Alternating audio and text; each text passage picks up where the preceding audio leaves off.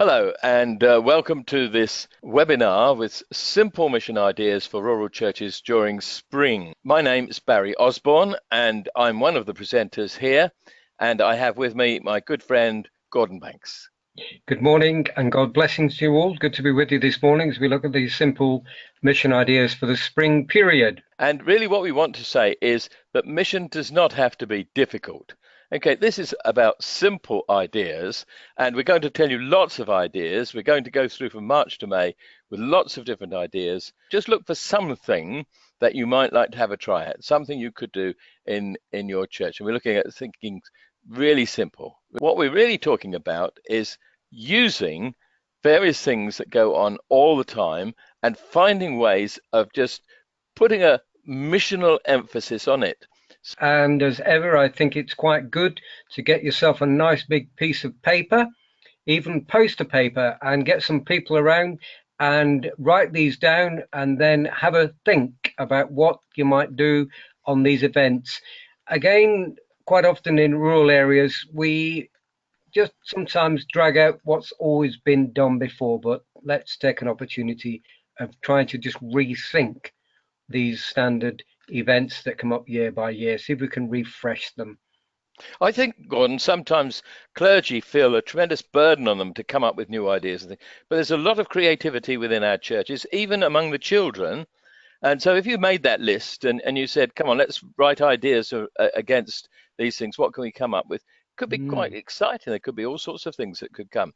So one of the things we're saying about, in order to make your mission easier, just start with the regular things you do as a church and see if you can put a mission emphasis on the things that you do. But also, there are other things going on, and you can harmonize your mission plan by looking at what's happening in the world around and saying, does this create some sort of platform? Can I link with some of these activities? So here are some of the things that we know are going to go on during March. And I apologize to everybody for that dreadful Brexit word that's here, but it's going to happen this year, 2019, when we're recording this. And the thing about this is you can either ignore it, hope it'll go away, or you could perhaps come up with something you could do. At the very least, maybe arrange some prayer meetings. So all of those things are the major events that are going to take place. But we've also got other things in your locality. If you're a village church, what else is going on in your village? Okay, so you mentioned earlier, Barry, about the vicar or the pastor having to come up with ideas. And so here we're actually looking at some of these ideas and thinking, well, are there other people who might be able to help us? So always, as we ever want to say, other churches around in your area, the parish council, they're always good because they may have some ideas, and we'll give you some ideas later where the parish council will be important. Of course, the school's very important as well, and then local organisations. And don't forget that often within Methodist Circuit or the diocese, which you will be set, you will have people who will have an expertise to give advice and help on children and youth work, messy church, a whole range of things. So don't just sit there thinking we can't do anything. Have a look around, go on the website and find out who the key people are who can help you in your enterprise. My experience is that they'd be only too willing, delighted to help you out in whatever way they can possibly do. Gordon, I think that's really helpful because lots of rural churches just sit there saying we are too small, we don't have enough money, we don't have enough people, there's nothing we can do. And of course, if you are working with other churches, and we always emphasize this, you're equal partners, never mind about the size. In these days, when we've learned so much about ecumenism and how to work together, everybody is equal. So no one is more important. And if you're the bigger church, or you're the oldest church, or you're the most lively church in the village, don't treat the other churches as second rate. Let's all be equal partners. And make partnerships. Going to the parish council to actually talk with them about some of these things be really great. We come back to that perhaps. Oh, March, spring cleaning. So many of our churches, sadly, are sort of full of clutter and old things everywhere. So this is a time to have a good spruce up inside and outside. If you've got stuff in your church, here's a simple idea. Just put it in stackable plastic boxes. That'll stop the rodents and stop the damp. label the boxes, so if Mrs. Jones is away, anybody can go and find that, even down to things like, if you're into that tradition, you have candles, matches, anything like that, so people will know. And a great opportunity is, of course, being positively sexist here, to get the men involved as well, to give them a job to do around and about in your church, chapel, on the grounds, in your hall, or wherever it is, a lick of paint, whatever needs to be done. And even better, if you can involve food as well. That always gets people going. Gordon, when we say get men involved, don't just think about those you have coming to church. You'd be amazed how many people might be in your local community who will come, roll up their sleeves and give you a hand to do something like a clean-up or sort out the graveyard or whatever. And it's quite amazing how people will volunteer to come and do something like that. And you get to know them, you build a relationship, especially if there's food.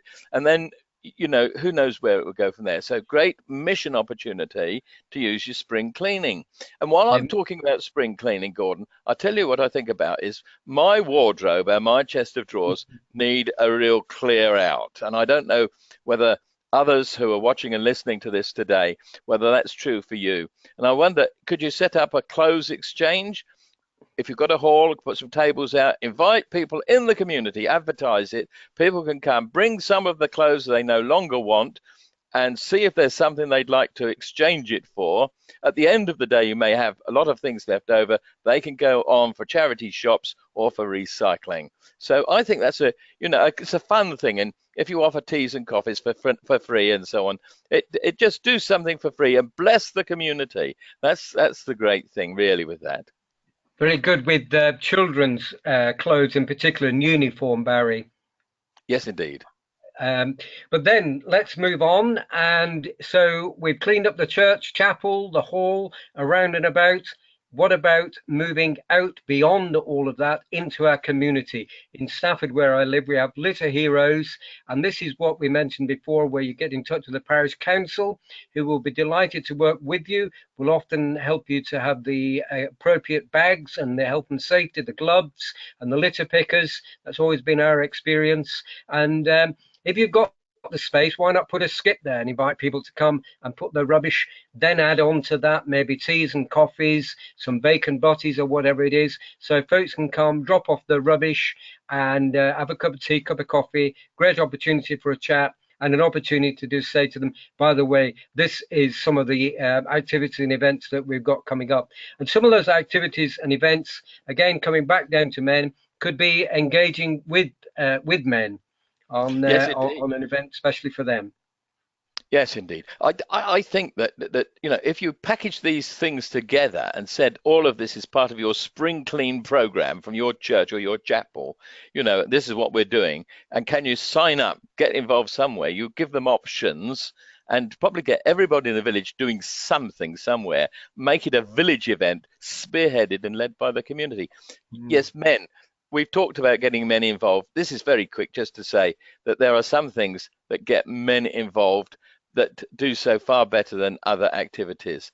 There's a nice list there. You can think about the things that are there, what you might do if you went down the pub. We sometimes talk about grilling the vicar, which is asking questions, finding out more maybe about personal things about the life of the vicar or the pastor. And barbecue. You organise a barbecue, so we need some men who do the cooking. You'll find there's a quick queue forming. Lay out some boards on your pews, Barry, and put a Scalextric evening. That always goes well. Oh, yes. We've got more about that on another occasion, of course. Sports. We ought to talk about sports because, there is a superb website that the BBC runs, and lots of the things we're saying, you'll find information available on a free download that's on our website. We're going to give you the website address at the end of the presentation. You go there and find some of the things that you can download. But the BBC, if you Google BBC Sports Diary, you'll get month by month list on there. Here's 2 pictures of things happening in March. What do you make of them then? Cheltenham Gold Cup, and that makes me nostalgic because 50 years ago I rode a winner in Newbury, and the other one is the Rugby Six Nations rugby final. Both events are happening in March, so be aware of that. Again, just opportunities to see if there's anything you can do linked in with that one. A number again of our rural areas have a lot of horses around, and so is there a way we do that we might be able to engage with those two events as well? Yes, and I often think they're great opportunities for a guest service. If you can find somebody who could come and speak, somebody who's perhaps in the horsey world, or somebody in the rugby world, or somebody who's retired in the area, who might come and who's a Christian and can share something, maybe be interviewed. Best thing is to interview them, and then let them talk about their faith. So draw things out about their faith. And on that topic, there's an organization called Christians in Sport. And we recommend a look at this. It doesn't always adapt very well to smaller churches, but it's not impossible. And I have used a former Olympic silver medalist who came. She was on a rowing team in Greece and got silver in the Olympics in Greece. And she came and she talked about how she got into rowing. And then we watched the video of the race, and everybody started to cheer and clap. It was a great atmosphere. And she talked about her faith. And it was a wonderful time. So Christians in Sport. Mothering Sunday. What about a spring flower festival? Lots of lovely flowers coming out. The thing I would say about Mothering Sunday, and we know quite often what we're doing with that, but have a bit of a think about those for whom this might be a tough time. And is there a way that we could help them write a prayer or whatever, just to hold that as well? But lots of good ideas there. You could link in with mothers in the Bible. Have you ever thought of what Mary taught Jesus? We hear Jesus' teaching. Can we hear the echo of his mother through his life? Now, there's something to kind of like chew over and think about. I like that. And I was thinking with a spring flower festival, if that was done and it linked to mothers in the Bible, you've mentioned Mary, of course, but I just think you could do an interesting flower display and put some things symbolizing. So what might you do for Moses? Well, you could have a little wicker basket or something, couldn't you? What might you do for Naomi and Ruth? We could put a bit of corn seed around the display. So I'm sure you could be quite creative. And if people would talk to the local school and share their ideas, get the school involved in the whole thing, that would be really good. Another good idea, Barry, that a number of churches do at this time is to invite all those who've had their children baptized, and to come along. An afternoon service is very good with a tea. And again, as ever, we do say, if you get them along, help them to put something into the hand about what next. And so take them on a step further. You might want to say that after this particular service, we're going to be run something that will explore the Christian faith, or how to be a parent in the 21st century, with lots of helps and tips. Your Mother's Union's helpful there, got some good sources. But always be thinking about what next when you've got anybody you're gathering together in any event like this. I think that is so important. And I'd also want to say, I have people say we packed out for Christmas and then we have our little sort of 12 people on a Sunday after. Well, what did you actually put into the hands of those that came? Did you use the opportunity to put some Christian literature explaining something about the faith and so on? And we're going to come back to that idea a little bit later. Okay, so don't waste the opportunities for these big events when you can really engage. Now, of course, in March, Lent begins, and this year, March going through into April. And this is a program run by the organization Stewardship, which is, people know more about as money, but this is nothing to do with money. This is about doing practical things in your community. Sharing the faith through action as well as words, as our friend James says in his epistle. And so even if you look at this and you're thinking, they're a little bit beyond what we can manage or do, remember what we've always said about drawing other people in as well. But are the ways that would be appropriate for you, taking some of these ideas to add value, to bless your community in some way or other. So it's about giving to the community and doing something in the community. So have a look at that website and see, get your creative juices flowing, and have a think about what you might do practically for your community to show God's love. And once again, to say that alongside this video, watching it on our website, you'll probably see all the resources you can download there. But if you're watching it on the YouTube channel, don't forget to click on like afterwards. I hope you will like it and find it useful. So click on like, and if you then go across to the website, you'll find things. So again, the address coming up a little bit later. Staying with Lent, but moving into April, turning it inside out. Gordon, that's your garden. That's my garden, and a cross that will be put up in my garden every Lent that goes up there. And then on Good Friday, there's a notice on there says, why do you think it's called Good Friday? And then on Easter, there will be another notice said, Jesus has risen. Lots of people walk by. So this is the idea, Barry, that you and I are passionate about, is that can we take some of the things we do and put them into the marketplace, put them out there into the community. And this is certainly one way that people could put crosses up in their gardens. Another way, of course, is to build a big picture, Barry. Yes, that's what one of my friends did. He was a very gifted artist, and he got a piece of hardboard, 8 by 4, and then he painted it all white, and then he built up every day. He gradually built up the picture. So he'd paint a little bit one day and a little bit another, and people would say, "What is it he's painting?" And after a few days, you begin to see what the picture was.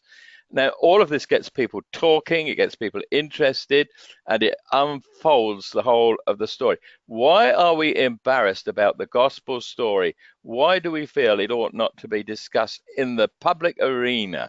Well, maybe we wouldn't want to put a soapbox up in the village and preach on it, but you could do something really exciting like this, or you could build a model, perhaps build a green hill.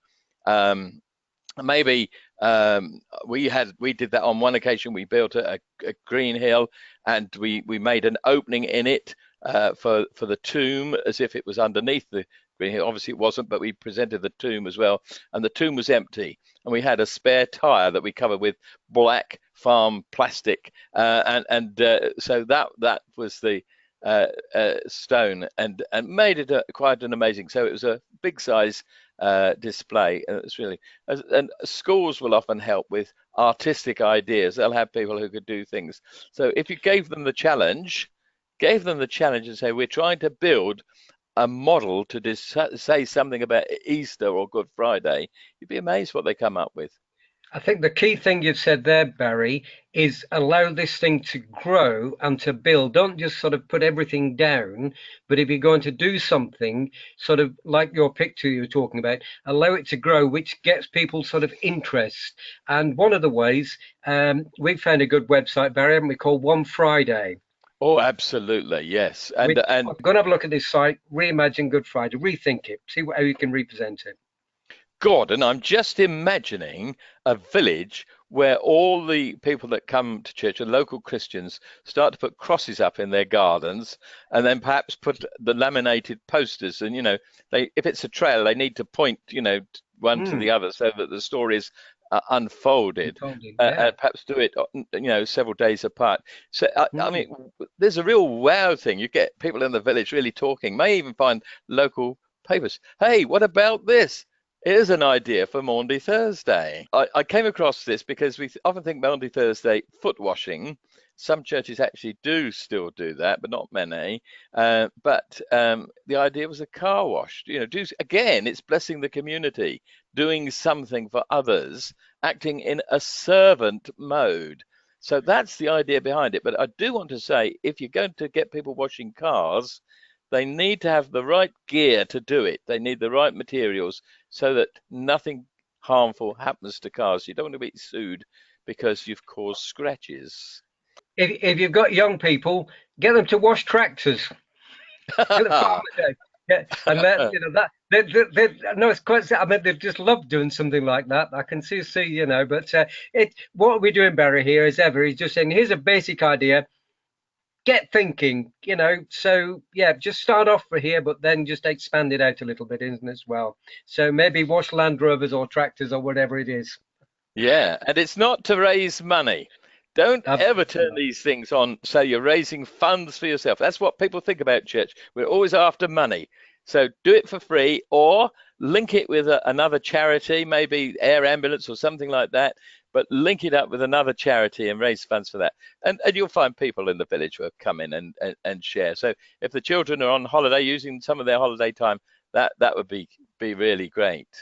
So once they've had their tractor or their car or the Land Rover washed, then you invite them along to say, in our church or in a village hall, we're running a film. You can find more about Flicks in the Sticks. There are websites you can look up. There's a website also called Damaris or damarismedia.com, and they will talk information about well-known films, and will explain how there's a Christian message. Now, the Christian message behind all of these, but there's a series of films called Ice Age, and in one of the Ice Age films, the saber-toothed tiger lays down his life to protect his family, these other cluster of strange creatures. So you can use these and just have a little explanation of why it links with the Easter story. We need to rush on. We're still in April, and we're thinking children are on holiday, so opportunities for doing things with children. Where will we find resources, Gordon?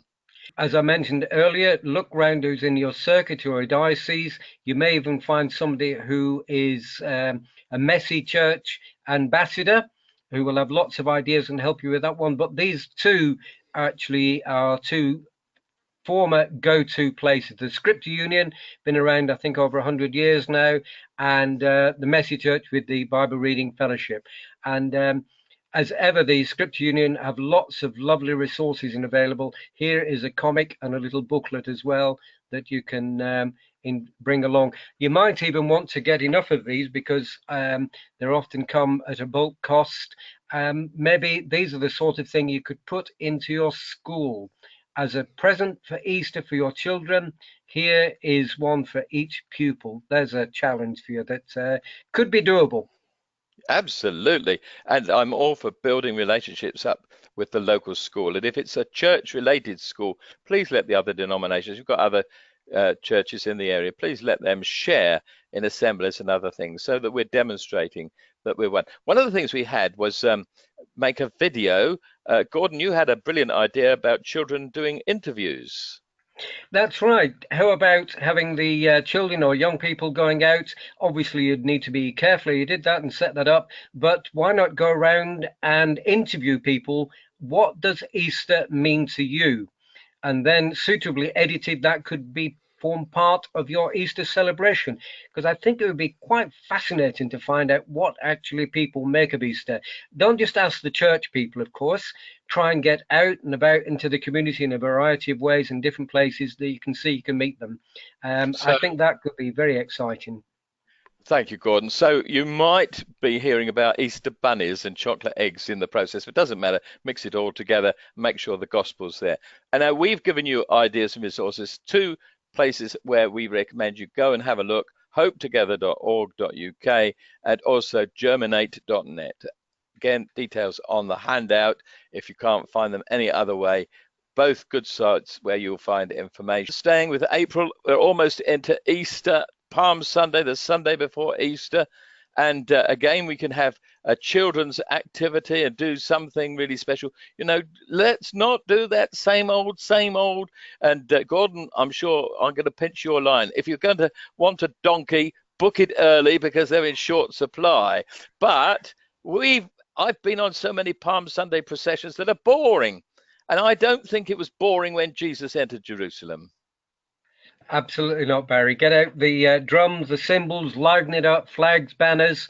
Let's celebrate, as you said earlier, Barry. Let's not be embarrassed about our Christian faith. You know, it really is so important for us. So let's get out and tell the story out in the community.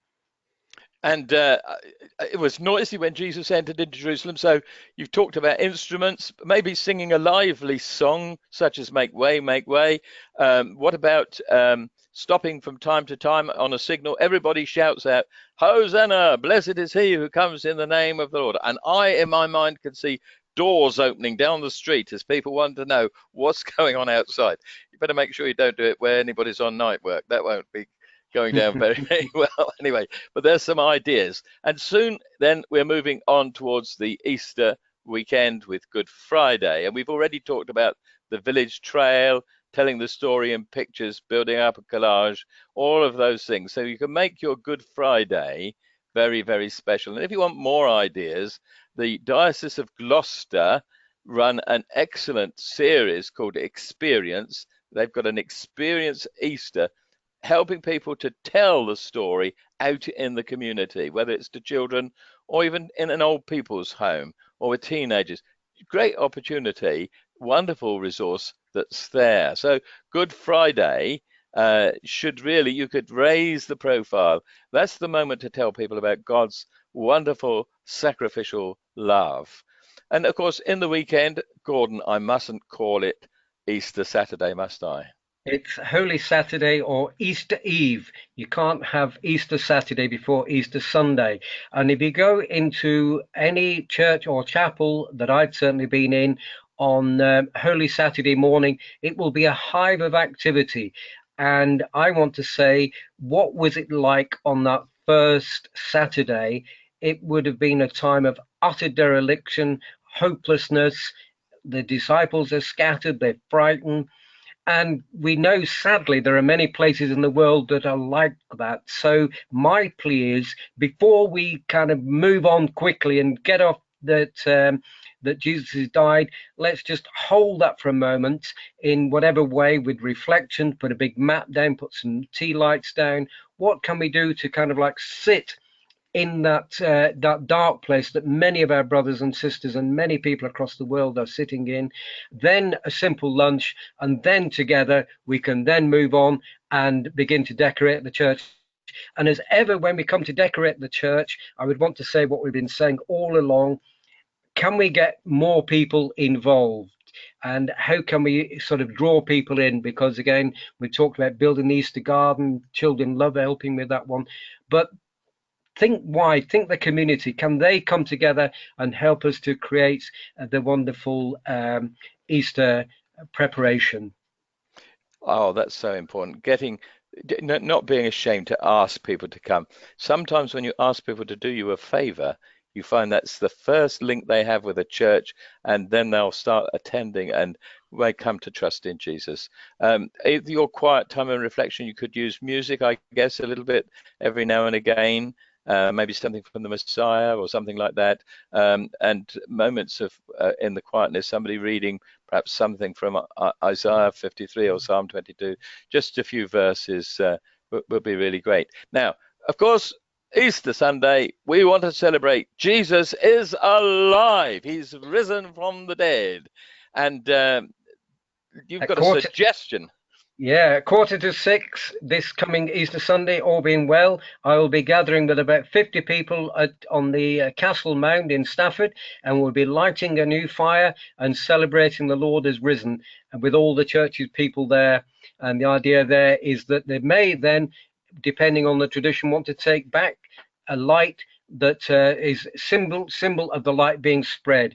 So a sunrise service with a new fire, and breakfast afterwards always goes down really well. One church I used to know down in Sussex, we always had a champagne breakfast. Now that was really quite special at about 7 o'clock in the morning, having a champagne breakfast, but it was such a wonderful experience. It's a great way to start the day, and Easter's about celebration, so it's really important. Now we need to move towards May, and before we do, there are again opportunities with sport. So the Grand National and the Masters and the boat races happening on a Sunday this year. Are there ways in which you can piggyback on this? Maybe using a Sunday before there's something special, or having the theme of the boat race somehow. I don't know. Release that creativity in your congregation. Okay, so that's April. Let's go into May. There are two church-based events in May. One is Rogation. Gordon, I know you're involved in this farming community network, which is such an important thing, and especially at the current time, because Brexit is scaring an awful lot of farmers, and they're worrying, and there's great concern about suicide rates amongst farmers. The Farming Community Network are there working alongside farmers. Would somebody come from FCN and perhaps say a few words in a Rogation service? They really would, Barry. And one of our churches around here had a roving rogation service. So it was taken out of the church and they wandered around various parts of a farm and had the service and then ended up with a barbecue. And again, speaking at that event was somebody from FCN. The one thing on that list I'd like to draw attention to is write a letter. Write a letter to your local farmers. Make a list of all the farmers around. You'll be quite surprised how many there are. These are people who work 7 days a week, often very long days and all sorts of weather. So write a thank you letter. Now, you could do it in lots of ways. Just a nice, polite letter is fine. Or if you were to just do something that if you've got children, all the children could sign a letter to say, thank you, Mr. Brown, for our food, whatever. But just say thank you. I tell you this, there are farmers who desperately need to be encouraged, especially in the present climate. So please do something like that and bless people. Now, also in May, it's exam time at school. Children are stressed, teachers are stressed. So make contact, show you care. What's this bit about taking a cake then, Gordon? Well, that picks that up, Barry. Show your care. Why not bake them a nice homemade cake to take into the staff room and chat to the teachers there? And while you're there, obviously being very sensitive to confidentiality issues, are there issues that they might like to take back for prayer as well? So your schools, think about that. And also in the month, you've got local elections. If you've got local elections, could you find out what are the major concerns in your community that you'd like to present to candidates? Could you host hustings in your church? And certainly organize some prayer, provide some prayer material and get praying. People who are in local government and in national government, in my opinion, now, when we're recording this, in my opinion, it's been a long time since there was such need to support them in prayer. I think it's quite important that the church is careful not to identify itself with a particular party. So go at it very carefully, but don't miss that as an opportunity. Another thing that's happening in the world around us is Cup final on May the 18th at Wembley. So why not arrange a guest service either the Sunday before or the Sunday after? If there's maybe through Christians in Sport, somebody who'd come along and put on an event or speak at a service, share a testimony, or it may be you've got a retired footballer in the area, or maybe there are football clubs. And you could use that. So grab hold of these are high profile events, and if you can piggyback something on it and show how the gospel relates, all the better. And that leads us to the end of the month with Ascension Day. Gordon, tell us about Thy Kingdom Come. Thy Kingdom Come is an initiative that started within the Church of England, but has been picked up now across the world and across all denominations. And it's 10 days of prayer leading through to Pentecost, when we pray particularly for people to come and to know Jesus and to embrace the Christian faith. So there'll be lots of information about this, and you can sign up and pledge to pray for that 10 days. Lots of resources there, helpful as well. Go and check that one out. And we leave you with 3 golden rules. Let's share this together, Gordon. I'll start off with the first point. Using good publicity. The best source is www.CPO, used to be Christian Publicity Organization. I think it's Christian Publicity and Outreach now. Go and have a look, see all their posters, leaflets and things that they've got. Quality publicity. Then how do you take people on? We've been talking about that. Well, to me, it's a no-brainer that really this simple website, christianity.org.uk, is there on any printed material that you have. And in fact, if you get anything from CPO, they can put that on to any material that they provide for you. So very important. I mean, when my daughter got wed, she actually had this address on their service sheet. And point forward, you've got a captive audience at Easter or whatever. Tell them what else is coming up. What's the next great event? That's how they do it on the television, isn't it? So learn from these things. It's really important. We hope that you have maybe found 1 or 2 of our ideas that you could use, no matter how small your church, that you could use. You see, doing it simply using things going on around at the time, using the regular routine of the church's calendar. You can adapt these things. Just a little bit of effort, just a little bit of creative thinking opens up a lot. We'd welcome hearing from you. If you'd like to email either myself or Gordon, do go and look at that website that's here on our last slide, www.ruralmissionssolutions.org.uk, and you'll find lots of resources and materials there. So that's it from me, Barry Osborne. God bless you. Thanks for being here. And from me, Gordon Banks, God bless you and make you have a good time knowing Jesus better and making Jesus better known. God bless you.